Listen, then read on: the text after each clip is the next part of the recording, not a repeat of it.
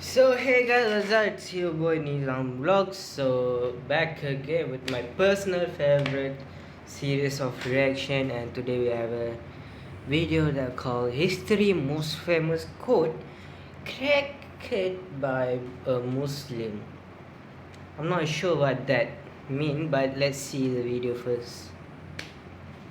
Meet the Muslim who cracked history's most famous code.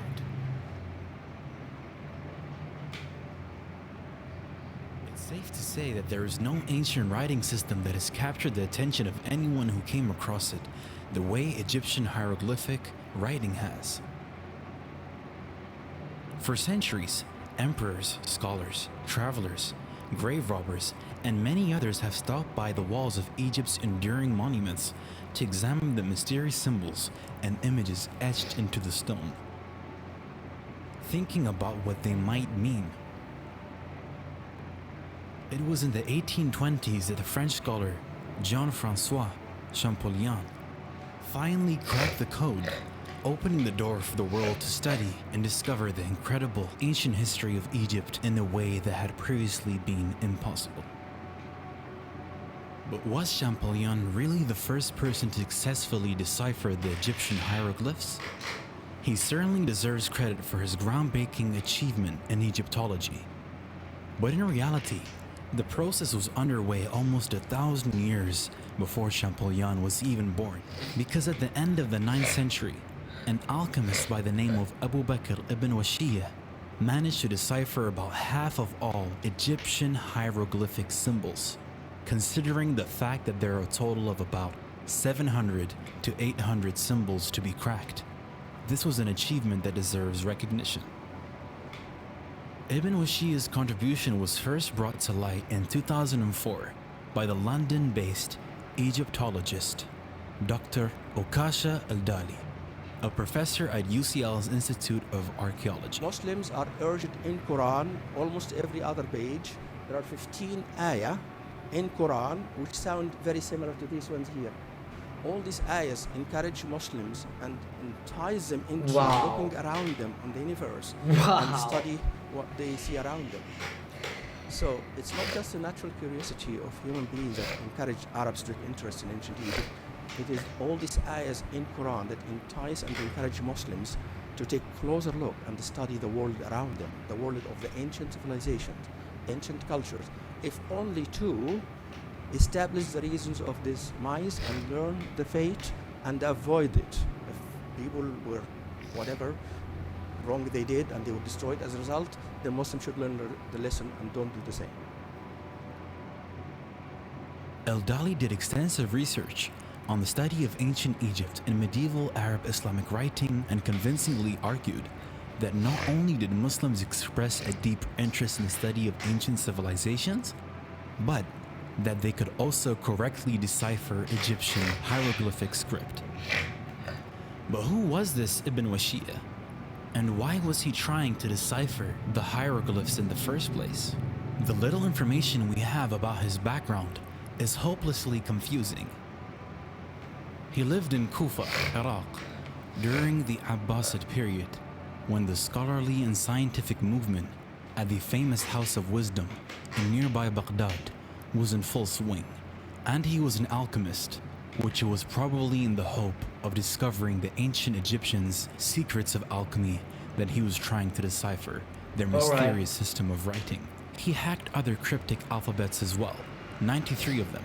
In fact, including alphabets used by the ancient Babylonian, Egyptian, Semitic, Hellenistic, and Hindu civilizations. Wow. He published his findings in a text titled Kitab Shawq al-Mustaham, in which he gave a list of hieroglyphic symbols, their meaning, either as sounds or words, and their Arabic equivalent.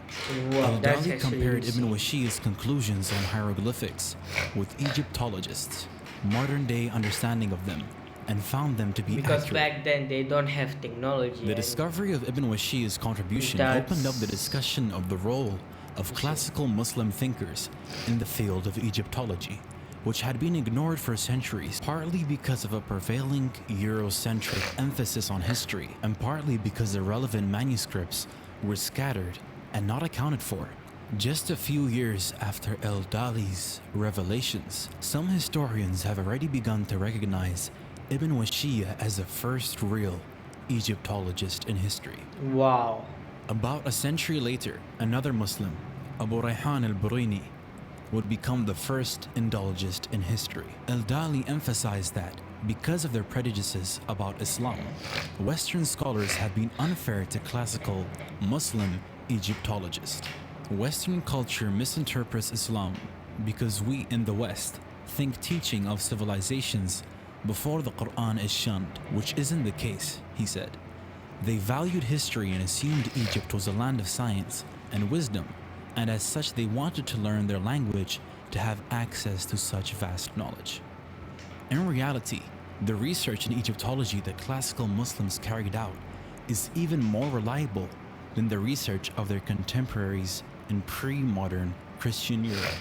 Critically, they did not, unlike the West, write history to fit with religious ideas of the time, which makes their accounts more reliable, said El-Dali. They were also keen on the universality of human history based on the unity of the origin of human beings and the diversity of their appearance and languages. Ibn Washiyya is just one example of the general attitude towards ancient civilizations that Dr. El-Dali is describing in these statements. Shortly before Ibn Washiyya's time, the famous Abbasid Khalif al-Ma'mun had visited Egypt while on a military campaign and had asked a sage, Ayyub ibn Maslama, to try to translate the fascinating hieroglyphics for him. Ayyub failed, but Ma'mun at least managed to force open the blocked entrance to the Great Pyramid at Giza that tourists still use today. Jabir ibn Hayyan, who was widely considered to be the father of chemistry, was also fascinated by the hieroglyphs and the secrets they may hold regarding his field of research. Similarly, the 9th century Sufi saint Dhun Nun al-Misri was also deeply interested in the Egyptians' hieroglyphs. The classical historian al-Mas'udi described him as one of those who educate the history of these Egyptian temple ruins. He roamed among them and examined a great quantity of figures and inscriptions. Dhun Nun al-Misri is said to have eventually deciphered the hieroglyphs, and there may be many other examples just waiting to be discovered. It is possible that another Muslim actually managed to crack the hieroglyphic code entirely, but even with the sources we have, we can say with confidence that Ibn Washiyya, the first real Egyptologist, made the biggest contribution toward deciphering the hieroglyphs until Champollion finished the job nearly 1,000 years later. Muslims today would benefit immensely from continuing to explore different cultural traditions and historical mysteries with the same spirit and zeal. Wow, that's actually interesting. Wow, I mean, at first I didn't understand that, but then I understand that.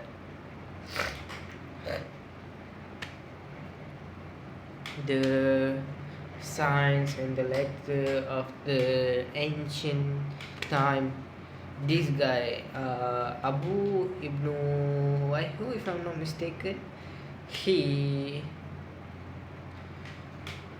basically did all the research and how they sound like, how the letters might the words sound maybe, and this is all actually amazing and I want to learn more about this. So thank you guys.